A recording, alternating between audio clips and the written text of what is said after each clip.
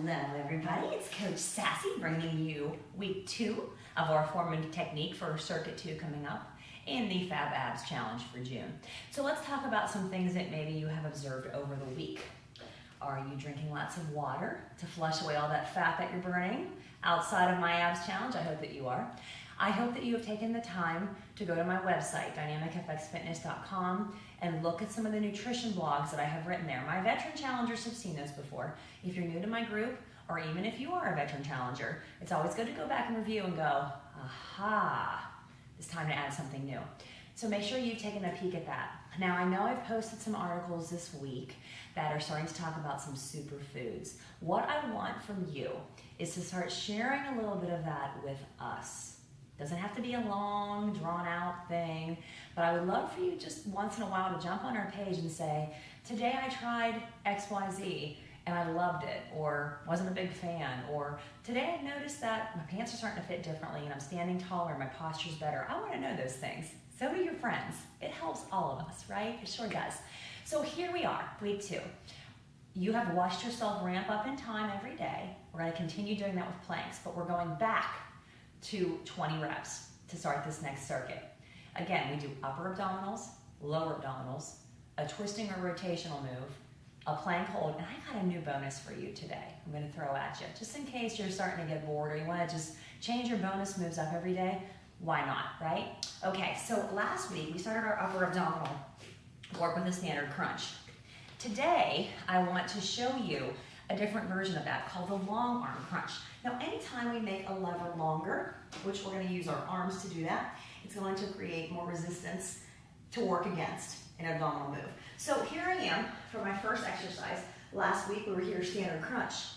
This time I want you to take both hands out with your fingertips and hands stacked, or you might find it more comfortable for your neck to bend one elbow. Keep one arm long. We crunch up and down, up, hold, and down. Make sure you feel the hold. I don't want you racing through it. I want you to feel conscious hold and release. Conscious hold and release. Here we go. You can do and change sides. You can do 10 and 10, or by the end it'll be what, 18 and 18. But you can change and you can really feel that resistance the minute you have that longer lever. That's all you need, is just your own body weight to create that. That's awesome. Okay, that's the long arm crunch. Now let's get into the lowers. Everyone's complaining about lower abdominal areas, and so am I. That's the first area that I wish I could really fix once and for all. Let's talk about another great way to flatten out those abs. So, on your backs. Last week we were doing leg drops, where I was just getting you to feel the resistance as you're letting that leg fall away from the body and bring it back up. So you probably feel what it feels like to have those abs gripped. Remember, spine is slightly imprinted into the mat. What I want you to do this time with a hip up is slightly flex your knees, not bent, but flex the heels. And I want you to put your hands on the mat. I want you to see if you can roll your hips up off the mat just a touch and back down. What I want you to do most is push your heels to the ceiling. So it's a hip up and down, up and down. Maybe I shouldn't talk while I'm doing it. Okay, now you notice I'm not doing this. That's not what I want. If your feet go over your head or they go past 90 degrees, now you're cheating. So I would rather you be here with a tiny lift. As you get stronger, push a little higher. And you can use your hands for balance on the floor. But that's a hip up, all right? Because we're going to get into tuck and roll next week. The hip up is more of a vertical move, and what I want you to do is feel the isolation in the lower transverse, okay? So, moving on to our rotation. This is one of my favorite ones. I'm going to call it a cross crunch. You may have seen it called a cross crawl in other videos if some of you are pumpers. But this is what happens. It's a little different than standard bicycle crunch, because now we were twisting across the body and extending the feet. So cross crawl or cross crunch is just going to be where we're taking the foot down towards the mat and tapping. Now, what I want you to still focus on, look where my elbow is, on the outside of the knee. So what happens is, when I pull the shoulder up off the floor, that's what engages the oblique. It's not a reach with the arm, it's a lift.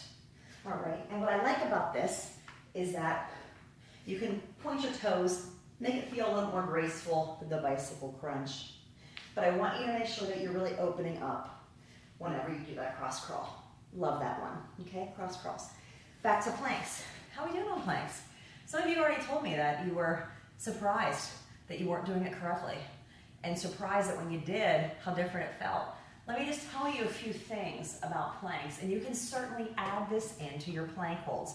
If you feel like you're pretty advanced with plank holds, there's always another level, trust me.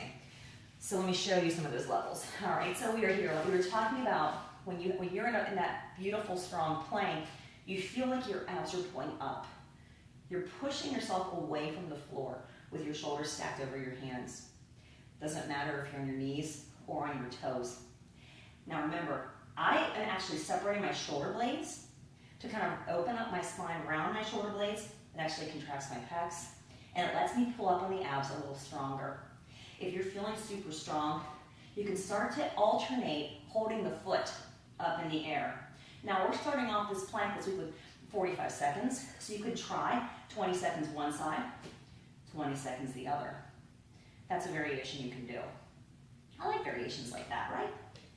It adds something, new dimension to your training, which changes the muscles because they're confused, right? Just like me half the time.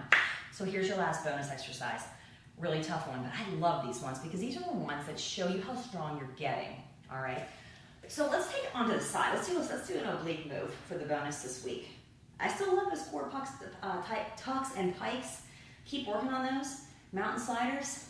You can do mountain climbers where you're running. Let me show you that real quick. I really don't like those and really shouldn't be doing them because of my ankle. But I can show you, if you don't have the slider, you can add a cardio element to it just by doing that. But let's talk about your bonus for those of you who don't want to run. All right, so we're propped on the elbow. Elbows under the shoulder. Feet are nice and long. I'm going to contract my abs. Extend my arm, take it up. What I want you to do is to try to jackknife your feet to your hands, all right? You're like, what, Sassy, what? Roll back on your hip a little bit. If I try to do it here, that's weird. I can't even get a good crunch, all right? So roll back on your hip, onto the top of your glute a little bit. Squeeze your abs in tight. Look up at the ceiling. Reach up and down. Reach up and down. Each time trying to get a little longer, right? I love that kind of move. I want you to shoot for about 15 to 20 on each side if you're gonna do that bonus move. How's that for week 2? Can we do it? Of course we can. It's how you achieve the hammock dynamic. See you next week.